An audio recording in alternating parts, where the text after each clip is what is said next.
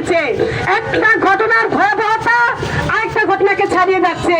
সংগ্রামী ছাত্র বন্ধুগণ, পাবনায় ওই নাতিকে ধর্ষণ এবং দাদিকে হত্যা করা এবং নরসিংদীতে দলবদ্ধভাবে আমিনাকে ধর্ষণ করে হত্যা করা এবং সীতাকুণ্ডে একটা শিশু বাচ্চা যে কিনা তার মাত্র সে দুনিয়াতে তার মাত্র ফুল ফোটা শুরু হয়েছে, সেই শিশু বাচ্চাকে ধর্ষণ চেষ্টা তাকে গলা কেটে হত্যা করা। সংগ্রামী ছাত্রী বন্ধুগণ, এবং কক্সবাজার উখিয়াতে সেখানে একজন নারী শেওয়ালি খেতে উঠতে গিয়ে সেখানে দলবদ্ধ ধর্ষণের শিকার হয়ে ওই নারী ওই স্পটে মারা যান। সংগ্রামী ছাত্রী বন্ধুগণ, এ হচ্ছে আমাদের বাংলাদেশের চিত্র।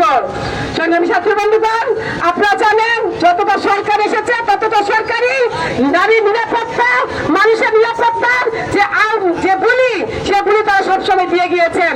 আপনারা জানেন গত ওই 24 থেকে 25 সাল পর্যন্ত যে অন্তর্বর্তীকালীন যে সরকার, সেই সরকার ক্ষমতায় থাকে সে বিধায়কগুলো যেরকম ভাবে আমাদেরকে ভুলি দিয়ে গিয়েছেন, আমরা তার চিত্রটা একটু তুলে ধরি। ওই 2025 সালের নারী নির্যাতন, নিপীড়ন এগুলো প্রায় 25% বেশি বৃদ্ধি পেয়েছে।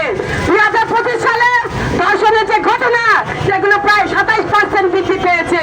তার মানে 24-23 যা ছিল তার চেয়ে আরো বৃদ্ধি পেয়েছে।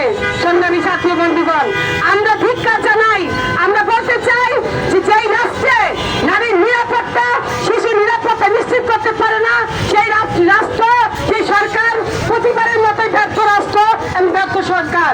সংগ্রামী ছাত্র বন্ধুগণ, আমরা আরেকটু কথা বলতে চাই যে আমাদের যে বাংলাদেশে আনাচে কানাচে গণপরিবহনে এমনকি স্কুলে, মাদ্রাসায়, মসজিদ, মন্দিরেও আমাদের নারী, শিশু এবং ছেলে শিশুরা পর্যন্ত যৌন হয়রানির শিকার হচ্ছে। এবং সেই যৌন হয়রানির কারণে আমরা প্রতিনিয়তই দেখতে পাচ্ছি আমাদের সমাজে কিরকম বিরূপ প্রভাব পড়ছে। আপনারা জানেন স্কুলগুলি